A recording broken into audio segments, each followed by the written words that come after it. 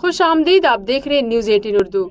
Champions trophy 2025 की शुरुआत इसी महीने यानी कि फरवरी से होने वाली है, जिसकी मेज़बानी पाकिस्तान करने वाला है। इस टूर्नामेंट का पहला मुकाबला 19 फरवरी को पाकिस्तान और न्यूजीलैंड के बीच खेला जाना है।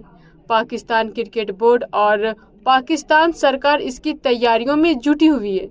अब खबर आ रही है कि पाकिस्तान के सड़कों पर पाकिस्तान सरकार ने सेना की टुकड़ियों की तैनाती कर रही है। दरअसल चैंपियंस ट्रॉफी 2025 से पहले पाकिस्तान में ट्राई सीरीज खेली जानी है।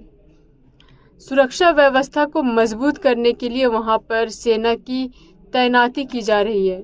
आपको बता दें कि पाकिस्तान क्रिकेट बोर्ड मैचों के लिए कड़े कदम उठाए। लाहौर और कराची में होने वाले मैचों के लिए पाकिस्तानी सेना के रेंजर्स को सुरक्षा की जिम्मेदारी दी गई है। इसी के साथ इजाज़त दीजिए और बाकी की खबरों के लिए न्यूज़ 18 उर्दू के साथ बने रहिए। शुक्रिया।